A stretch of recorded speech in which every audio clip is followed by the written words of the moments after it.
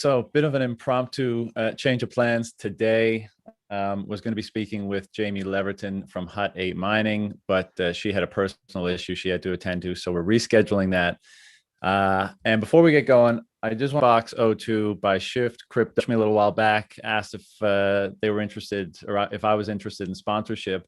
And I've resisted it a little bit in the past just because, I like to actually use the products that I'll be supporting on the show.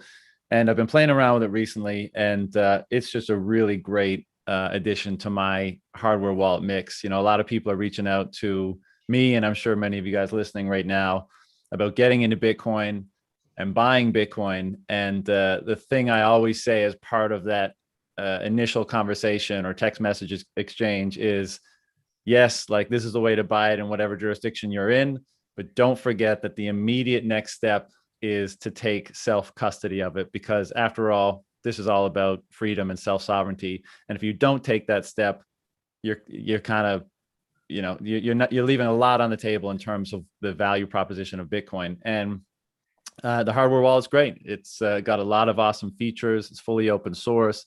It's got coin control. It connects to your own node. And it's got a really slick, easy to use interface without a lot of noise, but all the features that you want in a really easy way to use it. And I find it's really great for, someone with a bit more experience as well as someone who's new to the game. So thank you to Bearbox O2 for the support. If you want to check them out, or if you want to pick one up, you can go to shiftcrypto.ch/rapid fire for 5% off. All right, Austin, what's going on, man? What's up? Nothing much. Just pulled up to our manufacturing facility, man. Glad I caught you kind of live for this. So tell me about you and what you're up to, and because I'm coming into this super green, obviously. So tell me what's going on. So a few years ago, I started a company called Bearbox, and we're building like these mobile mining applications and shipping containers. 2 years ago, got onto the GAM team. Great American Mining team, and I guess technically I'm like our director of engineering and product. Basically means like I build stuff, we design stuff, everything's in-house, and we use those mining containers on these stranded or like otherwise flared natural gas sites in the US. And so it's kind of wild. Yeah, it's crazy, man. And like this aspect of Bitcoin mining, or even aspect of Bitcoin as an industry, really seems to be picking up a lot of steam and enthusiasm. I think it's broadening a lot of people's perception about what the value of this network actually is, right? Just beyond like a great store of value or a great, form of pristine collateral. Like this in particular, this industry that you guys are a part of, I think is causing a lot of people to be like, oh shit, this is probably a lot bigger than I thought it was. Right. Yeah. I would say like a lot of people are starting to think about it like in terms of almost like you're like first buyer of stranded energy assets, which is there's never been anything like it before, right? Yeah, that's the heady thing. That's the overarching theme is like now you can monetize an energy source regardless of where it is. Yeah, I want to get into that because that shit blows my mind all the time. But so you were saying what you did prior to joining GAM was what again? What were you doing there? So I founded a company that was just building like Bitcoin mining containerized solutions. And so we take a shipping container, cut the walls off, install the filters, the fans, the racks, the power distribution, the networking, and then sell them to whoever wanted to mine and put hardware in. And irrespective of the power source, right? You just did the mining rigs. Just the mining rigs, yeah. So the 20-foot sea cans, we'd get a new one-time used one in, basically tear it all the way down, put everything we needed into there besides like the mining hardware, if you will, the asics, and people would buy them and use them, whether it was in wind farms, like small scale solar stuff, the natural gas, like that. The new natural gas stuff on well pads is totally different than what it was like 3 or 4 years ago. That didn't exist, but unbiased towards the source, just cheap electricity. That was it. Right. And how'd you get in? So that's what, like 2017, 18 when you were doing that? Mm-hmm. So how'd you get into it? I kind of stumbled into it, I guess. Like I've always been a hardware guy. So out of school, I worked for Garmin, the GPS company, on their marine survey team, and literally went around the country and just surveyed like all the lakes and rivers that we could, getting pretty detailed bathymetric data on that. And on those lakes, we'd have like these, $50,000 multi-beam sonar units that would run into trees in the bottom of the boats, and we're constantly fixing hardware. And I guess I just kind of grew out of that into more of like a hardware integration guy, and then thought, hey, these mobile mining containers, like nobody's really building these, or people were building them at the time, but they would never pass inspection with any authority having jurisdiction. And like any electrical inspector walked in and would just fail them basically immediately. And so started building them, or started designing them, started building them. So I thought there was a need for it if we were going to have like this migratory mining landscape, similar to what they do in China, where they move the miners depending on the price of electricity. I wanted to be able to do that in the States. So, And presumably you were into Bitcoin prior to this, or did you come into Bitcoin through this kind of engineering aspect? so I first saw Bitcoin when I was in college. I didn't have any money, right? Like 2012. And really didn't start like buying Bitcoin until late 2016, early 2017. And then immediately jumped in the deep end of mining because I thought that that was going to be the most, I guess, where my skill set would be most appreciated. Right. Yeah. All right. And so what led to leaving that company that you founded and joining GAM? A lot of stuff. So like I talked with Marty about this previously, right? Like Bearbox, it's hard when you don't have the full stack, right? Like I could build containers, but mining is a capital game. It's a total cash game in terms of the miners. Like you talk with the What's Miner guys and Bitmain guys, they're like, yeah, sure. Here's what's available. Send us a wire like today, or send us a Bitcoin, like send us Bitcoin today. Mm-hmm. And it's really hard to capitalize it as like a sole founder with not a ton of employees. Like I had one guy that was working with me, and everybody else was contractors. And so I think the biggest thing was like I knew that I needed a team, but it was hard to like source like people that you trusted, if you will. Mm-hmm. And so now with GAM, just tell me a little bit more about like your specific duties and role and stuff in the company. And So maybe for people that aren't super familiar with GAM, I know we touched on it a little bit already, but like let's give them the spiel so people understand what we're talking about. yeah, so GAM it stands for Great American Mining. We utilize stranded energy assets in the form of natural gas that is flared or vented into the atmosphere on these wellhead or well pad sites, whether that's in North Dakota or Wyoming or Colorado or New Mexico. If you're an oil and gas producer who's flaring on site, like we come in and say, hey, we'll pay you for this. We'll pay you for this gas. We'll consume it or convert it into electricity on site, and we'll mine Bitcoin literally out in the middle of nowhere on a well pad. It's a crazy concept because we take the actual molecule and we bring the market to it rather than having to put it on a gathering line to a gas processing plant and then push it down like big transmission pipelines. We literally bring the market to the molecule.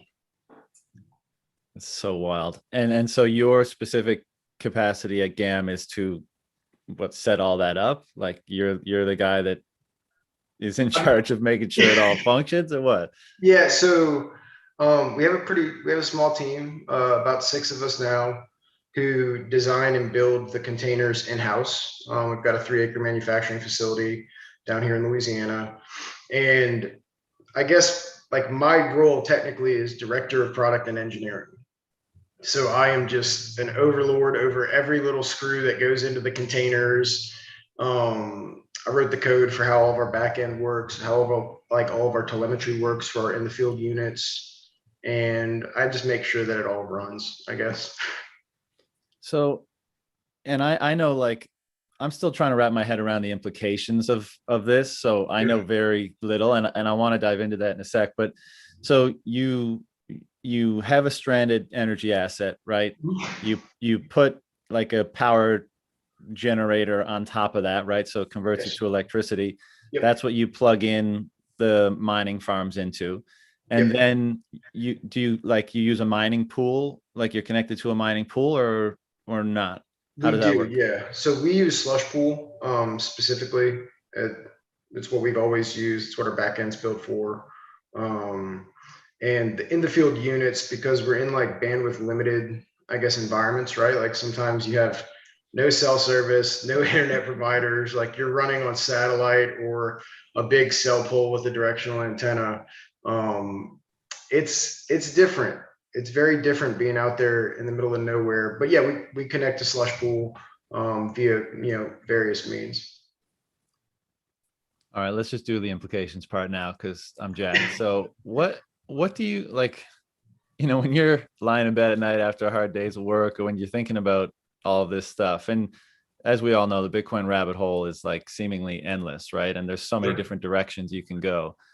But when you think about this particular aspect of what's going on, like where does your mind wander? What you mentioned something interesting where you said like we're bringing uh you said we're bringing what to the hydrocarbon? We're bringing the market to the molecule as To the opposed to, molecule. yeah. Right.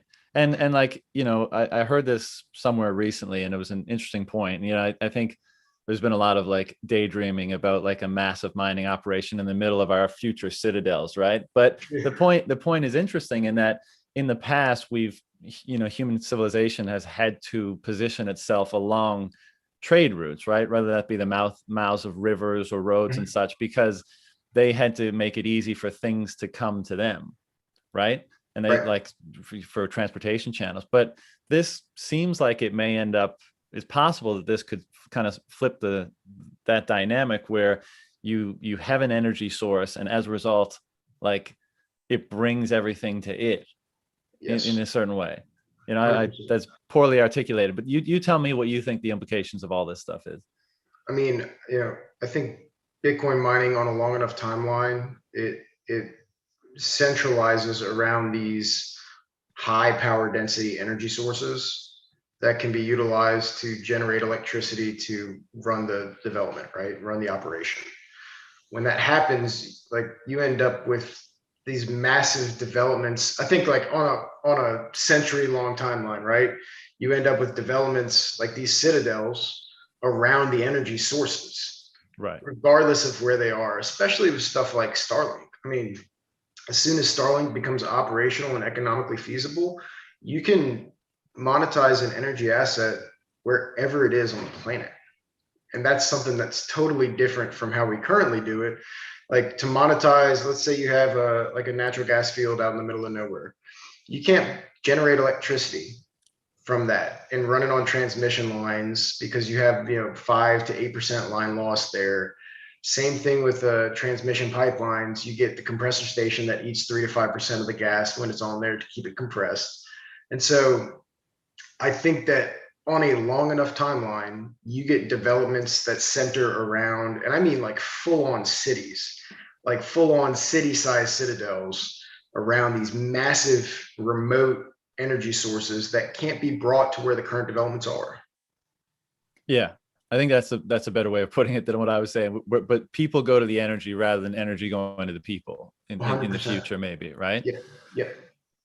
So like, you find this energy resource and you plug in miners, and not only do you have energy for all the other functions you need energy for in a society, but you also are minting this money that you can trade for anything that you might lack, right? Or that anything you can't produce at the location. Exactly. And so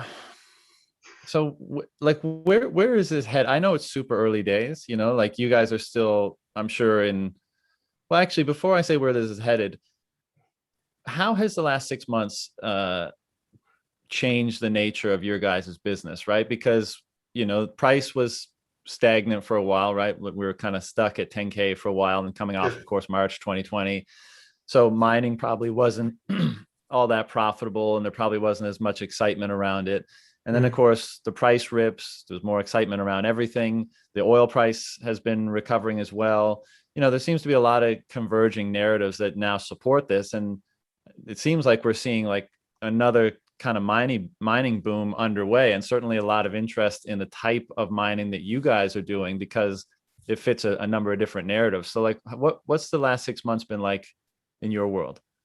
It's been crazy. Yeah, I think like we've seen a massive amount of interest in mining on site at these well pads or at these processing plants to it fits a couple of narratives, right? It fits the ESG narrative because you're no longer venting or having VOCs that escape. You're combusting everything in our gen sets. But then also your effective gross revenue per MCF, which is 1,000 cubic feet, or MMBTU, which is a million British thermal units, compared to what you normally fetch at the market for this gas.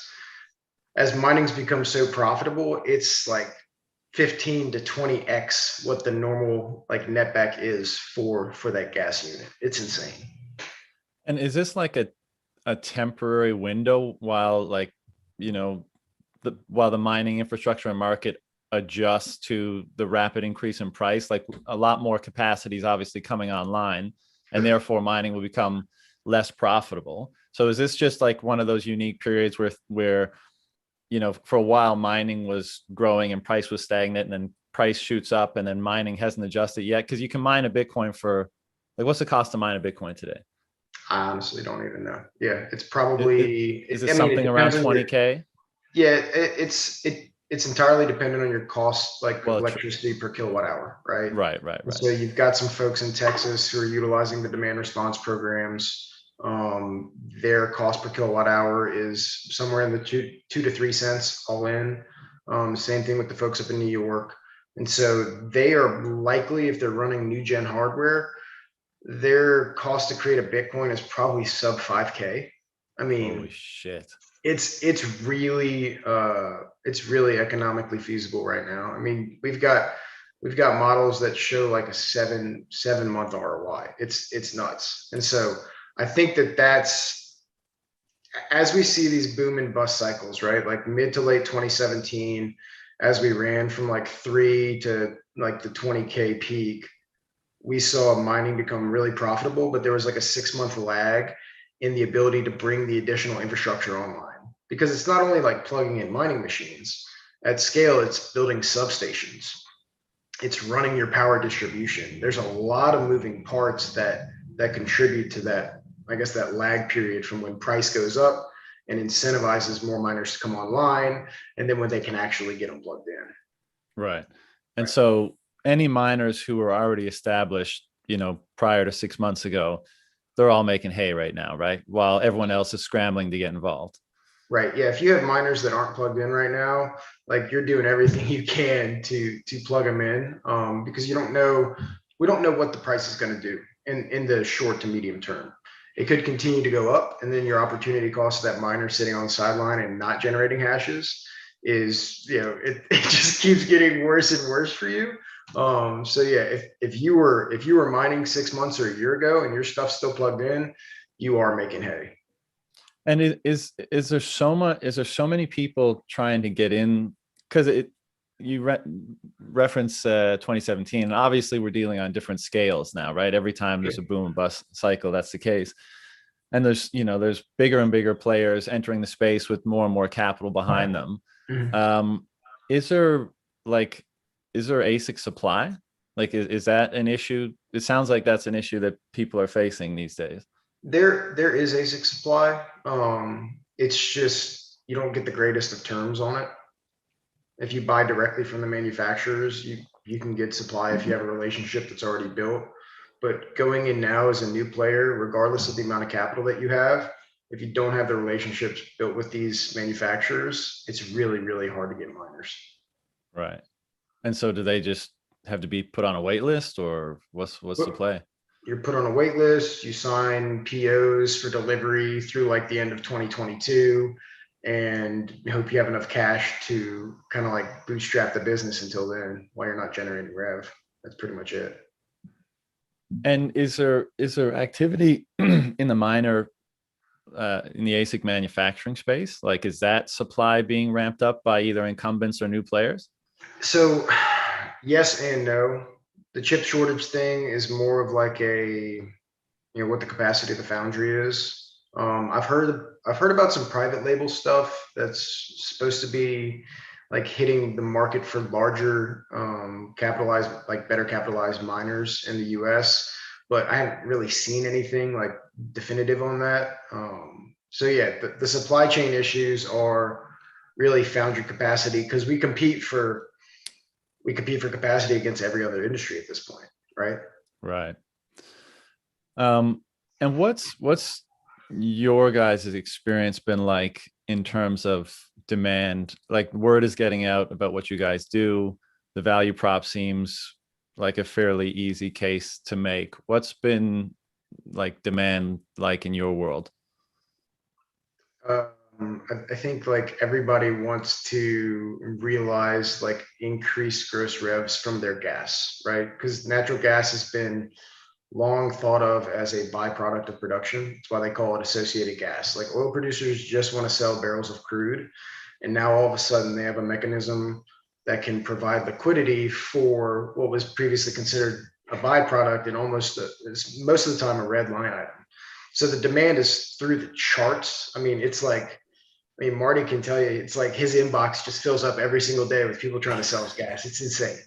And so Eh, at this point, it's just about finding the right partners. But you guys are a team, you said, of 6 people, right? Yeah. So So, yeah. like where's the scale up if there's all this demand? Like what's holding you guys back? Is it supply of asics or is it something else? Like So we've got a significant number of containers in production right now. I mean, like I sit here and I'm looking out at them like on our manufacturing floor. I think there's no real issue to scale because we have contractors, right, that do the fabrication work, that come in and do the electrical work that's supervised mostly by me. And so we have 6 like core employees in the company. It's like me, Marty, Reed, Isaac, Wes, and then Tom and Todd, and then Hank, who's our like VP of finance. Majority though is like all contracted work through welders, fabricators, electrical assistants, like those type of guys. So no scale issues. Container pricing has gone up. I don't think it's from the whole evergreen thing in the Suez, but container pricing is going up. Price of copper is going up. Like we've seen like a 35 to 40% increase in both of those over the last 4 to 5 months. And so that's my only issue right now is just getting raw materials. how do because commodity prices, one of the driving factors in that is inflation, right? And I think we've Sure. seen a lot of that over the last year, a shocking amount in some categories. How does that influence how your like financials work out for the biz? So the parking spots, the infrastructure is the cheapest part, right? Like to build a container, to put all the distribution in it, to do everything we need to be ready for an ASIC is like, I don't know, a sixth or a seventh of the total cost of a unit in the generation. And so at at scale, the raw materials cost increase doesn't really, it's more like a drop in a bigger bucket. Of course, I don't want to pay 40% more for all of my electrical copper. I don't want to pay 40% more for containers. But I mean, this is what happens when you have more money chasing like a scarce amount of raw materials. So Yeah. Um, how do you got like there seems to be a lot of like a coming wave of hype around this type of mining, right? Like, and let's just oversimplify, it fits the green narrative and it's a profitable business, let's say, right? It's one of those feel good sort of narratives and it seems to be attracting a lot of attention. Um, is like, is there a way to establish a moat around what you guys do as a company in this industry? Like, what are the competitive advantages that keep, that allow the smaller guys to compete when, massive capital comes in and tries to do something similar? yeah, so I would say the competitive advantages are the lessons learned and experiences that you get in running in a really adverse operating environment. So like Right. I've stood up mining operations on grid. It's totally different. Your electricity is being generated and transmitted and delivered to you 100% of the time or 99% of the time. On a well, you've got like, well downtime issues, you've got generator downtime issues, you've got all of these, and also like operating in a container, you have a 8 foot by 20 foot footprint to make everything work. And so I think operationally, having the data to back up the fact that you have great uptime compared to other conventional uses like let's say your NGL units, your liquids units, right, that drop liquids out on site for these oil and gas companies. They've got like a 40% uptime. Our containers run 96, 97% of the time. The only downtime we see is like generator oil changes, or if the well like starts having some issues. That's it. And so I think the competitive advantage and the biggest moat is we have the data to back up all of our operations and that history. Right. And the oil field talks. Right. And how does the equipment fare in, like, when it's installed? Like, is there a lot of maintenance and upkeep required, or how resilient is it to the natural environment that it's operating in and stuff? Yeah, so it's a little bit different.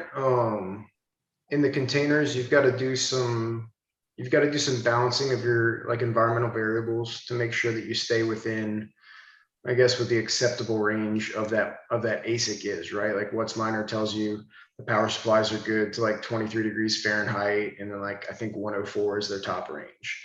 And so maintaining an environment that's good for that, not having any like condensating humidity is also important. But they run fine. There's no like increased maintenance costs with them. You just have to make sure that you change your big filters, like your big air filters that come into the container. That's it. Right. You mentioned that oil field talks, and I know you're maybe more on the technical side of things, but I'm small team. I'm sure you're privy to. I'm sure you all discuss this, but like, what is the response to like the pitch, whether you guys deliver it directly or whether people hear about it and come to you guys? Like what is a response to oil field operators or businesses in that industry that realize that this is now a potential revenue stream or an offset of some kind? Like what's the response from them? Because I feel like if you really knew what was going on, like if I was in their shoes, I'd be like, holy fuck, like, let's do it immediately. But I'm probably not considering a lot of variables from their perspective. So what's it been like, the sales process, I guess, is what I'm asking. So from a high level, because I'm not really involved in the details of the sales process, but from a high level, like when we go out there and we commission units, one of the first things that we do is we walk the oil and gas like upstream producer. We walk that site PM through the containers before it starts running, after it's running, and then almost immediately their corporate office will send us an email. Hey, these are awesome. How many more of these can we get up? Like, here's more sites where we have gas that's available that we think isn't dedicated or committed. And they understand that the economics make sense for us and the economics make sense for them. And they don't want, I guess they don't want the liability of the gas anymore. Yeah. That's the biggest thing. Nobody does, especially with the current administration in the States. As far as you know, do they even care that it's Bitcoin? Or are they just like, whatever the fuck's happening in that data, that in that cargo container, I don't care. If you're telling me these are the numbers it's going to spit out, go for it. Yeah, they really don't. What they care most about is that their flare goes from being 8 feet tall to barely making it out of the stack. And we've got some other things that we're doing with the data to kind of quantify, I guess, that carbon, not carbon offset, but the total amount of gas that we're combusting and converting in electricity. We've got some data to back up some of those claims as well, and it helps them when they have board meetings to kind of defend what we're doing on site if anything ever comes up regarding the Bitcoin. And just so I'm clear, because it's not really clear in my mind right now, typically you have an oil well that flares natural gas. Is that right? Yep. And that emits CO2 into the environment? It does. When you combust methane, CH4, it does create CO2, a little bit of water. There's also some other VOCs, like volatile organic compounds, that go through that flare. CH4, as methane stands, is like orders of magnitude more potential warming effect as a greenhouse gas than CO2 is. Which is And why they so, burn it, right? Because it's better to burn it. which is why they burn it. But like a report came out the other day, like in the Permian down in Texas, you've got like hundreds of sites that don't even have lit flares. They're just venting the CH4 into the atmosphere. And Right. so And that's really bad. But Texas cares about money, right? The Railroad Commission cares about money. But they probably should light those flares. this is why they say cow farts are more hazardous than like burned fuel, right? Because Sure. it's the methane that hasn't been burned. But my question is like, so let's say the output of burning is CO2 and some VOCs and some water. When you put it through a gen set, or like when you create electricity out of it and it gets pushed through these miners, like I can understand like the miners create heat, right? So that's definitely one of the outputs, and Mm-hmm. energy. But like, what happens to the other, like, is there any negative environmental impact of, diverting that methane, let's say, or that energy through miners? Like, what are the outputs of the mining process as you guys have established it, So as it leaves, other than beautiful Bitcoin, of course? yeah, of course, Bitcoin's, yeah. As it leaves the flare stack and kind of gets diverted to the fuel train where the generators are, the generators combust that gas. The output is CO2. The generators that we use are Quad J EPA certified with oversized catalytic converters. And so we know for a fact that we're combusting like 99.9% of everything that's coming from that flare to our gen sets. Whereas like in high wind conditions, some of the flares that are in the Permian, the Bakken, other like these other fields, the flare blows sideways, the pressure coming up the flare is like allowing methane to quote unquote leak into the atmosphere. And so we take it in the genset, we burn 99.9% of it to generate electricity. And then the miners take that electricity and they create Bitcoin from hashes and heat. That's it. So and I'm only asking so I understand this properly. This is not like a green crusade or anything, but like, is the amount of CO2 created from the generator versus the flare roughly equal? Yes. Yeah. So the benefit to the like, because I've heard discussions about like maybe there being a carbon credit element for the oil companies around this, but they're not changing their carbon footprint at all by doing this, are they? Maybe they're just generating revenue to buy more carbon credits or offset or something like that. Is Yeah. that how it works? What they're really doing is they're quantifying a total, I guess, like what we refer to it as the heating potential of those escaped VOCs and methane from that flare. So rather than like go through the flare and maybe some of it escapes, like one molecule of methane, I think it's like 24 or 25 times the like global warming heat potential of a single molecule of CO2. And so what they're saying is, hey, we know we're not having any CH4 escape at this point. Right. We're running it through generators. They're combusting 99.999% of it or whatever it ends up being.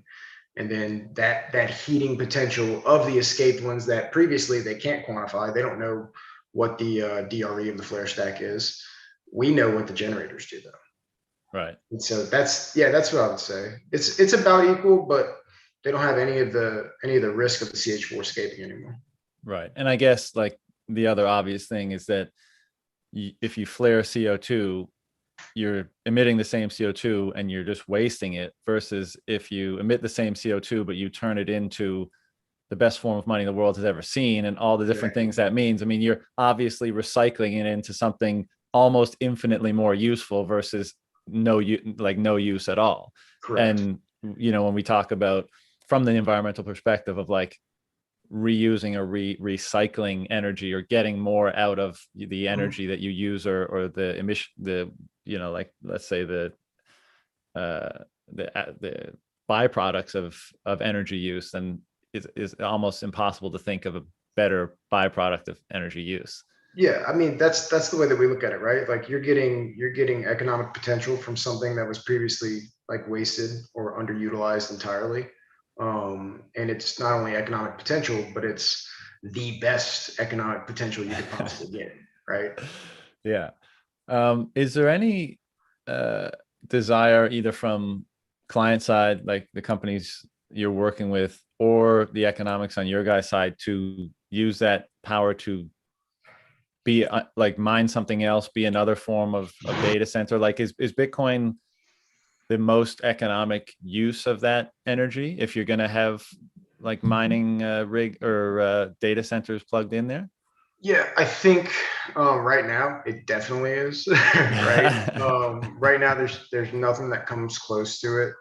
I don't think I don't think the infrastructure is in place, at least at this point in time, to have like a data center on site or even like any of your cloud compute, especially with like reliability issues. If you have a bad well operator, if you have a bad genset that throws you down, um, those require really like N+1 setups for your like electricity generation, which they aren't economically feasible for Bitcoin mining. And for data centers, maybe they are, but we haven't seen any of them at scale.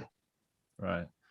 Where do you see, as this industry develops and evolves, like it'll obviously kind of disperse into specialty components of this, or like, everyone will focus in on a niche, and maybe it'll become a stack within each individual company. But like just the limited experience that you guys have thus far and working in oil field and with energy companies, like where do you see this head, other than scaling up and like taking on more clients and expanding?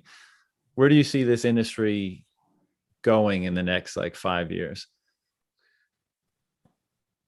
So I think we'll end up with like larger scale deployments on transmission lines, like transmission pipelines. So the difference between wellhead quality gas and pipeline quality gas is you've got it's just the heat content per 1,000 cubic foot, right? Like say, I mean, for us, I think the gas that we take on site is like 1,500 BTU scuff, which changes the conversion. It changes the conversion efficiency profile of the generators entirely from like if we were using pipeline quality gas, because it's cleaner. You don't have a scrubber. Like they're built purpose driven, almost like an ASIC for generators. So I would say larger deployments on cleaner gas. That's probably what ends up happening. Just it's going to take some time. Yeah. You mentioned Starlink before, like when the world is connected to the internet effectively, like you can get internet access anywhere. Mm. Like, doesn't it seem like there's just going to be like a hunt for energy all over the world? Like, because, obviously we've been constrained thus far by our ability to access and then transmit whatever energy is found, right? So like people probably weren't even exploring places where it was just, didn't matter if there was massive energy resources, because you could maybe never really get it to market. Sure. Like maybe, and so how many resources have been neglected or just totally ignored because of that? And like once people realize like, holy shit, we have these mobile mining units, right, and we have, Skynet basically, right, and we put those two things, we put those two things together. And if we find fucking energy somewhere in the world, this can be economical. Like I feel like there's going to be people scouring the globe for energy. Yeah, you're right. 100% correct. Like this is kind of the second order effect of what Bitcoin mining does. Like in like this big high level like clouds type thinking, as we start to, I guess, like cover the planet in mining operations, seeking the lowest cost energy source that can generate electricity for the operation. I think like what we talked about earlier, you get these like developments where you get almost citadels around these energy sources, because a cheap energy source is a cheap energy source. And then once all of those are, I guess you could call exhausted, Then the next thing is like the energy race for conversion efficiency. So right now you've got, maximum theoretical conversion of a wind turbine with Betts's law is like 59.3%. They don't get anywhere near that though, because they get a lot of heat lost in the gearings. Some of your natural gas combined cycle plants have like in the 60% conversion efficiency range. But that's the next big frontier, is how do we get, now that we've exhausted all the cheap energy sources, how do we get more out of them? How do we squeeze blood from these stems? And that's the investment in, generation technology that just increases the efficiency, the conversion efficiency of the technology of that actual generator. Right. Because, in that line of thinking, it doesn't really matter, or in the future, it may not matter what the energy source is, right? Like maybe you have, an oil well, or maybe you have a lot of sunlight, or maybe you have a hydro dam, or maybe Sure. you have, so what's the, do you know much about the difference right now? Because, different miners might take different approaches or integrate, a variety of approaches, but like, a place with a ton of sunlight using solar panels versus, the approach that you guys are using with natural gas, like what are the economic differences in those two approaches as it stands right now? So I think like a place with a ton of sunlight, and I really only know the US markets. I don't really know any of the overseas stuff, just because it's not what I've kind of had experience in. But places with a ton of sunlight, just like with a ton of wind in the US, have had these like production tax credits and investment tax credits for the past, I don't know, 12, 16 years, something like that, where they've been incentivized to build these things and they've been subsidized to do so. And so you get these large solar developments or large wind developments that are generating electricity cheaply. I mean, you look in the wholesale markets in Texas, like you've got wind turbines sometimes that are selling into the wholesale at like less than $20 a megawatt hour. I mean, oftentimes, sometimes it's less than 10, sometimes it's negative depending on those grid conditions. And so I look at it more in terms of power density, especially because of the kind of like the load intensity of Bitcoin mining operations. Because I mean, look, like we fit 700 kilowatts of 24/7 continuous load in a 20-foot container. It's really hard to like stand up capacity for that on renewables, right? To where you Right. have reliability that makes sense within your economic modeling for the operation. And so I think that we'll see continued development of all of the energy sources. I think we'll probably see continued subsidization of the renewable sources driven by the narrative of whatever administrations in the White House, in the Mm-hmm. states at least.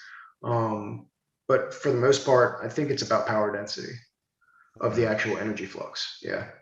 How does the, speaking about the policies that may come down the pike, and I'm totally against this level of government intervention, but carbon tax, is something I think in Canada they passed it like 2 days ago or something. But how does that change the economics of what you guys do? Is that a negative or a positive?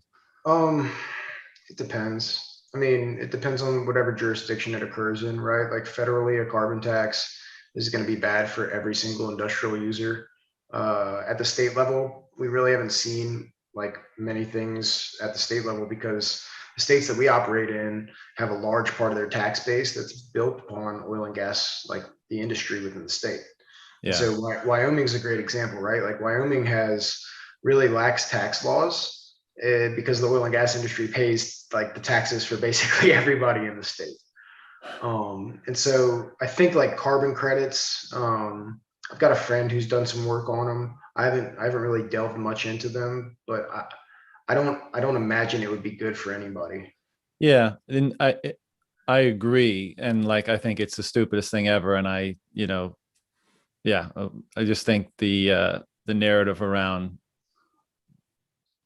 uh I guess carbon and the kind of poo-pooing of oil and gas is at the very least uninformed and possibly entirely misguided. But the reason why I bring it up is because like that may put extra financial strain on energy producers, and Sure. that may require them to be more active in finding alternative revenue streams, which you guys provide, Right. like, because I assume some oil and gas producers, I mean, as far as I know, it's been a profitable business for a long time, and maybe Mhm. there's a complacency, or maybe there's like kind of a yeah, like not a very progressive is the wrong word, but like not a very particular mindset that may be resistant to like a certain type of innovation or going outside of their own sandbox, let's say. Sure.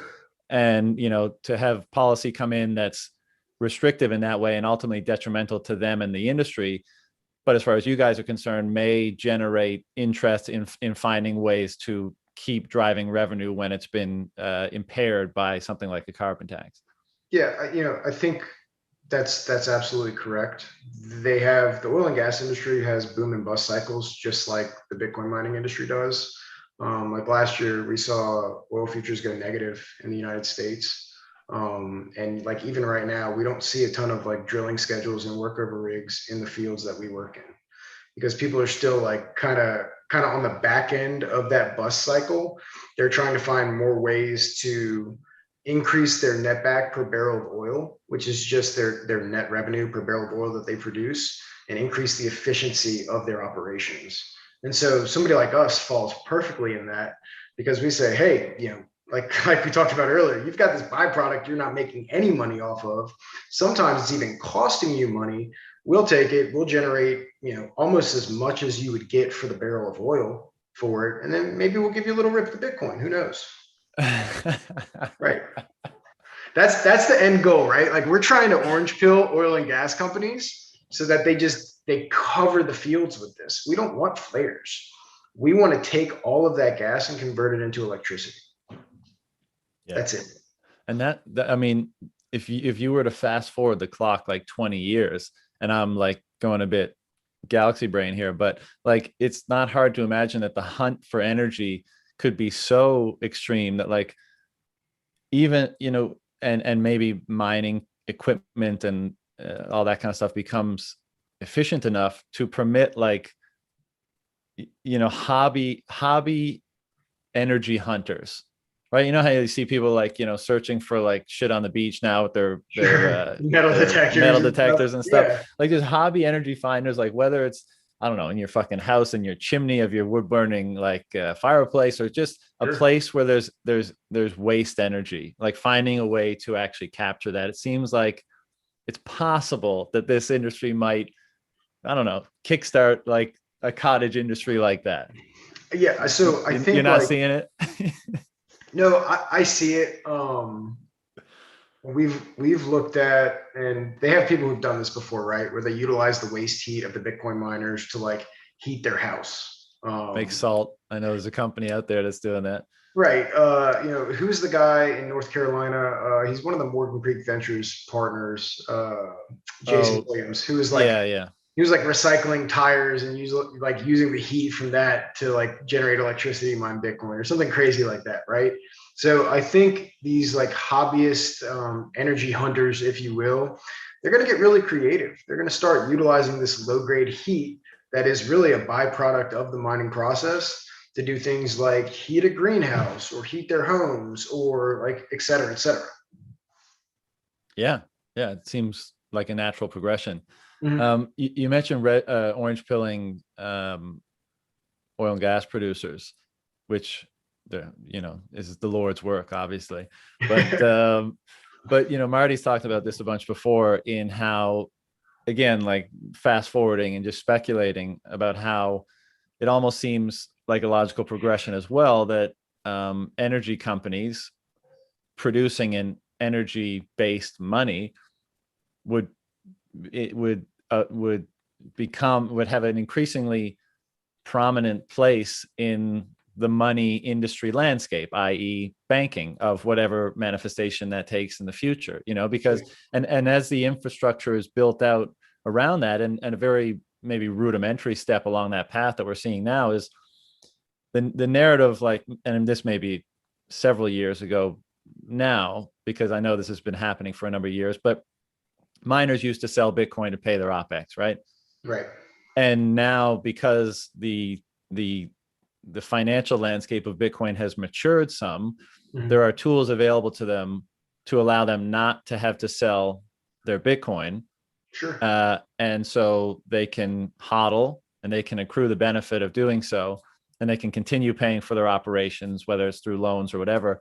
And so as that develops, and you have these energy companies and these miners who are actually producing the money, it seems like a trivial step for them to build or adopt the infrastructure for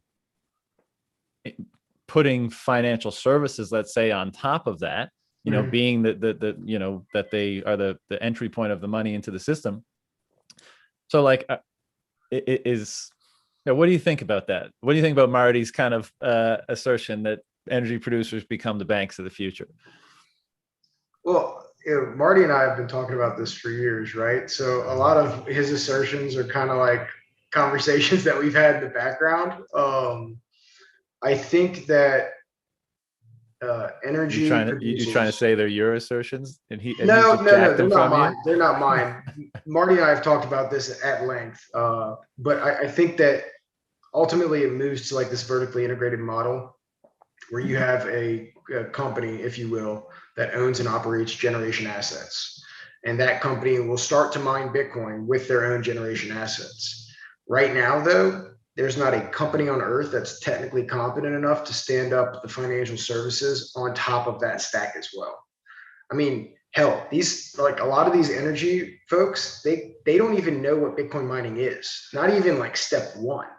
And so there's a lot of education, there's a lot of investment, there's a lot of experience that needs to occur internally for them to get from point A where they are now to point Z where they fully integrated those financial services on top, because they are the only liquidity provider. Yeah. Mining is the only way to create new Bitcoin, unless you're going to rehypothecate it, which that's a whole nother argument. So Yeah, but I think we can see like the very beginnings of that, and it's not perfect analogy but something like Foundry, right, where they're a pool, and then now they're offering financial services to miners for the very, to allow them to hodl or gain interest or whatever it may be. And sure. like, you can think whatever you want about any of those practices, but the point is that there's an integration that seems to be coming together between the producers of the liquidity, like, right, the producers of the Bitcoin, and access to financial services. And it seems like in the future, those two will be, whether through acquisition, innovation, whatever, like those two will become a more closely knit relationship. They should. I mean, that's where the incentive is, right? Because the efficiencies lost between the generator and the miner and the financial services layer brought together in M&A would make perfect sense. Right now, it's there's a vast sea between the two, though. People like Foundry's leading cutting edge on that, right? They're standing up the Foundry USA pool. They've got the lending services, they've got the capital services for the miners. They're basically financing all this stuff for folks at term. And so there's not a ton of companies doing that right now. And traditional financing is hard to find for miners because, number one, the banking industry doesn't like Bitcoin. Number two, they don't understand the mining, like the entire, I guess, stack of how mining works. And so I think companies like Foundry are going to have a significant moat that they create as this first mover if they can execute. Yeah. Yeah, Barry Silbert's going to be a cajillionaire. He's got his fingers in everything. He does. Yeah. That, because I think Foundry is Digital Currency Group, right? It is. Yeah. Yeah. So just all the way back to GAM for a second. The deployment of your data centers, or like, are they owned by GAM and you have purchase agreements for the natural gas with all your partners, or are there other ways that the relationship is set up, like they buy everything and you just service it or something? So we own all of them as of right now. Every box, every miner is proprietarily owned by GAM, and we prop mine with all of our own stuff. We've looked at a couple of different agreements for these oil and gas companies to have skin in the game and kind of reap a larger larger reward than just selling us the gas and taking a small rip. Like if they want to put up capital for miners, absolutely go ahead. They're still not really comfortable with it though. A lot of folks aren't. And Right. so I think we'll get there like really, really shortly. But right now, everything that we run is ours. So basically, the pitch is, from your guys' perspective, we'll take all the risk, we'll do all the legwork, we'll do everything. We're just going to buy some gas from you on your property and put this stuff on your property. Yep. Do people ever say no to that proposition? And if so, I'm sure they do, but if so, why? Yeah, so I wouldn't say they say no. I'd say that they propose terms that are disagreeable, right? Because we know what the gas is worth. If it's not tied into a gathering line, it's basically worth nothing. So we'll come in and say, hey, we'll pay you, X amount per MCF. What's a gathering line? Gathering line is like for a non-stranded energy asset. So like an oil and gas well pad that's tied into a gathering line that goes into like a central gathering station, if you will. So they'll take like 10 or 15 or 20 well pads and tie them all to a single gathering station. So that's where you get your gas. Right. Okay. And so we go to the well pads that aren't tied in because they, either it's economically infeasible to run those gathering lines, or like the midstream company just doesn't come in and do it. We say, hey, we'll buy the gas from you. You're not making anything from it right now. Here's what works in our model. Do you want to take it or do you want to not?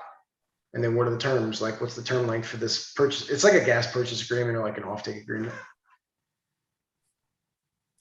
And then, so when the terms are disagreeable, what are they like? So we stood up a gas to hash calculator on the GAM.ai website that basically shows you what the gross revenue is per MCF for that gas if you were mining Bitcoin with it. And some of the producers, they see that and they want a piece. Yeah, some of the producers have gotten savvy, right? And they'll like pull that up before we start talking to them. And they're like, well, we know that you're making this. And they're like, yeah, but this is the gross. We have all the miners, we have the infrastructure, we have XYZ. And so I guess the disagreeable terms would be them looking at the calculator and not understanding that there's a lot that goes into that, like from the capital side, and then wanting more for the gas than what it's actually worth, like a mile down the road if we went to somebody else. And they can't get anything for it anyways, most of the time though, right? Yeah, so most of the time they don't get paid for it. Like it's $0 revenue. And so not only greedy that, bastards. Right. And so like in North Dakota, they have like a aggregate portfolio production limit. So there's an IP period, like initial, like basically when you drill a new well, you've got a period of which the state doesn't recognize any of the flared gas into your aggregate production. After that period's over, I think you can only flare like 17% of your aggregate gas production. After that, you can't do anything with it. Like you either have to tie it in, but you can't burn it. And so we'll go to those folks and we'll be like, look, this period's almost over. You're not going to get anything for the gas. You've got at least 6 to 12 months before midstream company ties in.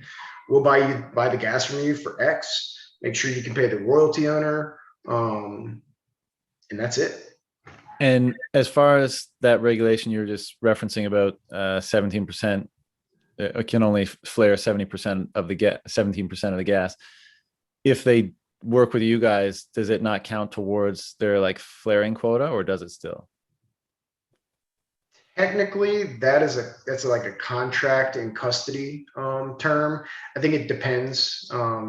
Most of the time, they don't want custody of it. They don't want the liability of burning the gas. And so I think how the contracts are termed, and I don't touch the contract side, right? I hear this through the grapevine in our Slack channels.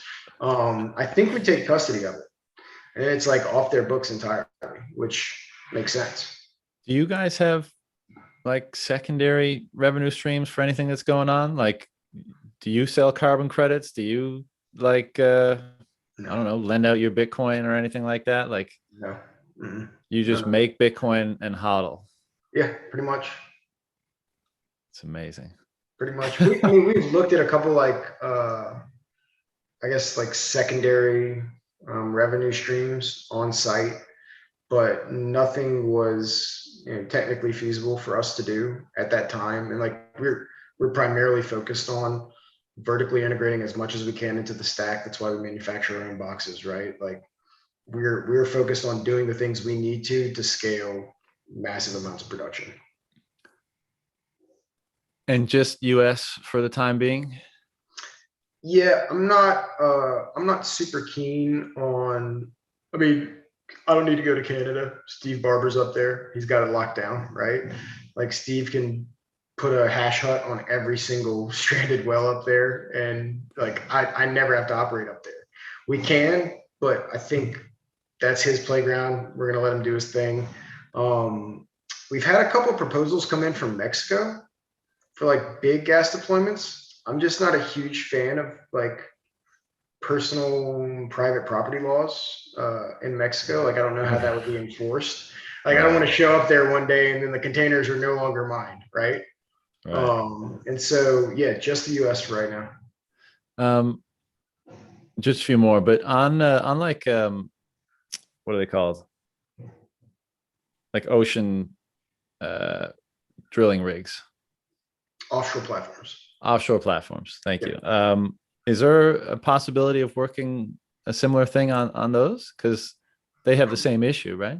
Yeah, I mean, they do have a similar issue. So when I got out of school, I worked in the Gulf of Mexico. Before I went to Garmin, I worked in the Gulf on a production platform for about a year. Cool. There's not a ton of space. So like your onshore well pads, like all your onshore production, you might have a well pad that's 150 yards, like long as it is wide. You can always expand like and move your generators and your containers, whatever the well pad, like the actual wellhead setback distance is. Offshore, you can't. Like it's a platform. It might be 150 feet by 150 feet, and they utilize a lot of that. And so I think offshore you'd have to have like barge, almost like barge mounted mining operations that tie Then off to the platforms. the Yeah. cost would probably go up dramatically. Oh, substantially. Yeah. It doesn't make sense, right? Like Bitcoin miners at the end of the day, like you're just looking for your lowest effective cost per megawatt hour. That's it. Yeah. Um, last thing I wanted to ask you is just with regards to, this has been something that's been talked about for ages in the space, but just the decentralization of mining power and capacity, right? Mhm. For all the reasons we know that is probably beneficial. Whether it's like criticism of being overly centralized in a place like China, or just if there was ever a state attack and having the mining capacity easily identifiable and co-optable, that sort of thing. How much, I mean, was that at all an incentive in getting into this business? And what do you see as the benefits of having, like with seemingly with what the work you guys are doing and other people in the space, with each passing day, the mining capacity of the network being increasingly decentralized?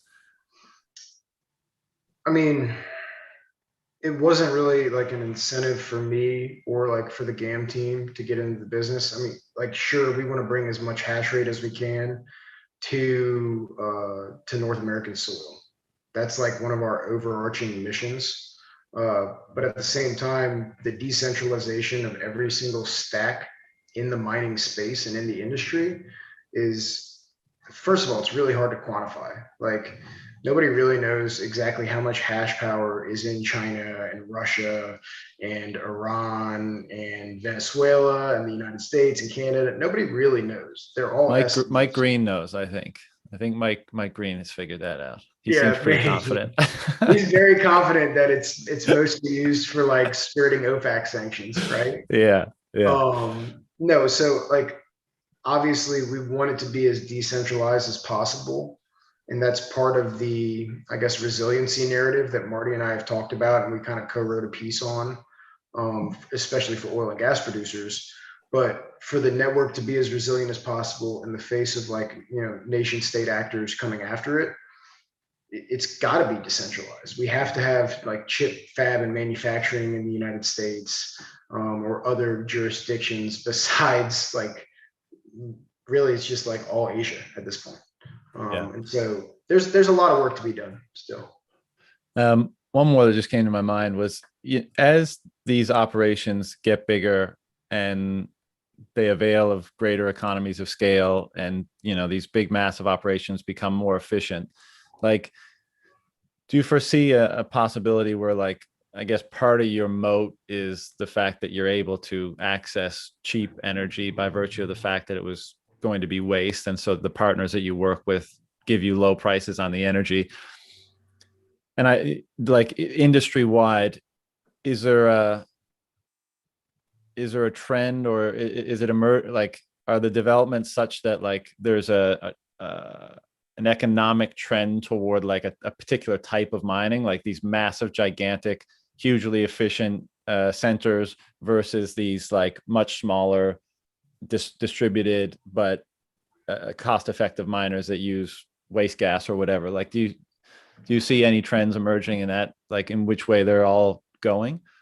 So I think that everybody kind of talks their book here, right? Like, we build mobile mining solutions. Right. I'm always going to tell you that mobile mining solutions are the way to go. From a leverage perspective, I watched as the Wenatchee PUD raised the gigawatt rates unilaterally for that deployment up in Washington State from 2.8 cents to 9 cents per kilowatt hour because they were making a lot of money mining Bitcoin. I watched. Was that the power provider? That was their power provider. Yep. And they raised their cost from 2 to 9? 2.8 cents to 9 cents. Unilaterally, a board of like 10 people voted on it. Boom. Overnight, your entire operation, it can't move. It's not mobile, and now it's not economically feasible.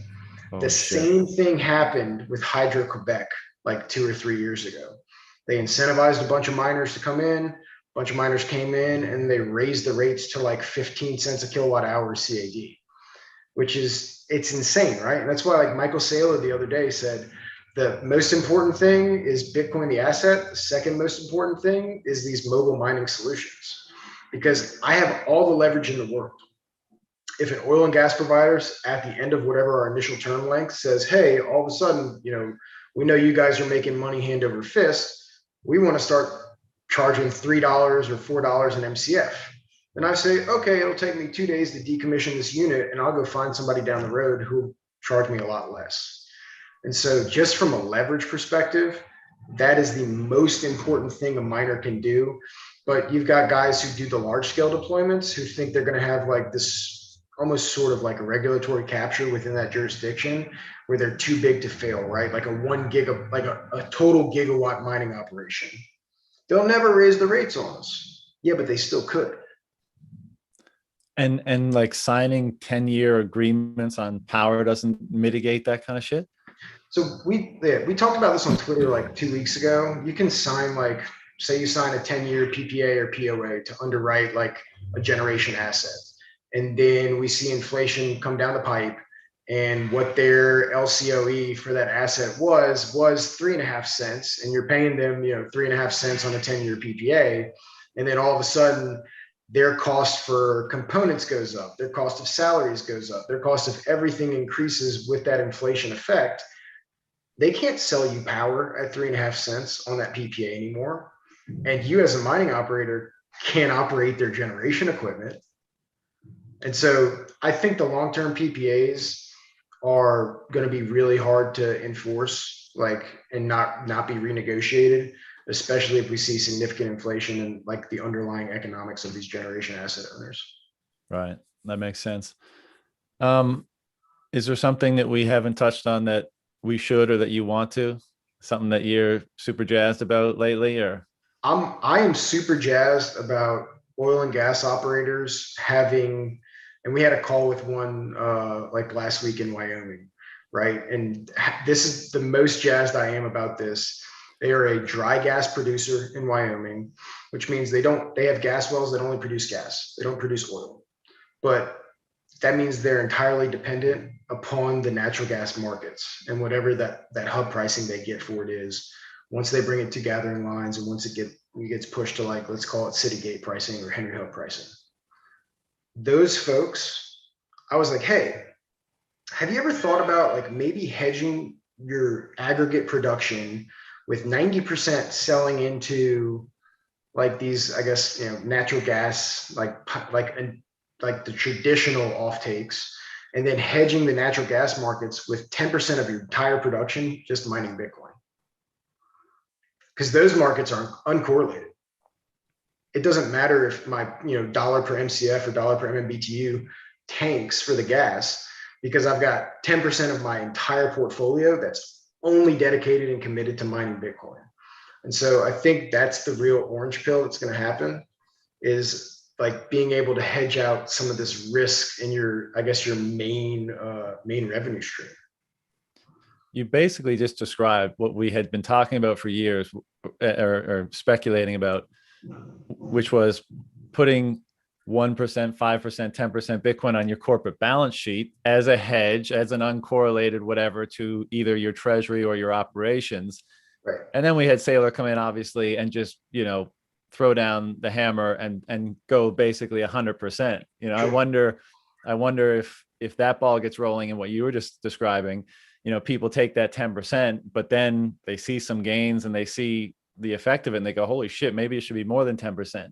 Maybe it should be 20%. Maybe. And of course, it entirely depends on the natural gas markets, which is your point. But yeah, that'll be an interesting one to see play out. And that was like a very big producer. Is that what you said to set that up? It was a big Wyoming producer. Yeah. And it's just like those folks, again, they're not, Bitcoin is alien to them.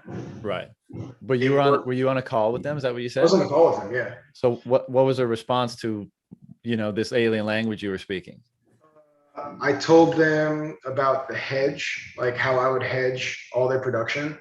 And then I also told them, I was like, look, if you want to see what the economics look like from a gross perspective, like go to our website, go to the gas to hash calculator and check it out. And while we're on the Zoom call with them, the guy's like pulling it up and running the numbers, and I can just see the wheels start spinning in his brain.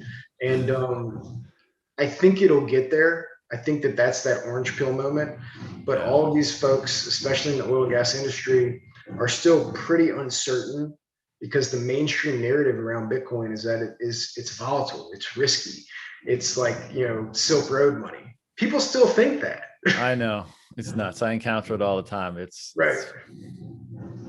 It is what it is. I mean, it's going to change very soon, I think, especially because of all this corporate adoption, that's happening, that people start seeing it differently. It's not like a currency you need to transact out of quickly to lock in your exchange rate or whatever. It's actually the best form of collateral you could possibly have on your balance sheet. I think people are starting to see it more like that. But just the last point on that hedge, would it not be a better hedge for them if they weren't just selling you guys power at a set rate, but they were actually, accruing the benefit of accumulating Bitcoin and the price appreciation of Bitcoin? So in that type of a model, what role would you guys play? Would you guys be, you provide the gear and you service and operate, and that would be another aspect of what you guys do? Or yeah, it's more like an operating company at that point, or like a vendor. So they have vendors that come in with these like liquids units that drop out liquids on sites and then tank them to a different market, and those get sold into a refinery to produce all kinds of different chemicals. It'd be the same type of model, most likely, if they want to put up all of the risk for the generation capital, for the container capital, for the miner capital. We could still come in and operate it. But at the same time, like I said, nobody knows how to do this. Right. And that's our competitive advantage, because like I can prove it. I can export our database and like just show a producer like, here's what our uptime looks like. Take it or leave it. It's so fucking rad. I love it. Well, man, you've been gracious with your time. I'm hearing the hammer banging away in the factory there. I'm sure you got lots to do, right, that you need to get back to. So I'll let you go. Anything you want to get out there before we shut it down? I got nothing. Thanks for having me on. All right, brother. Have a good one. Cheers. Thanks.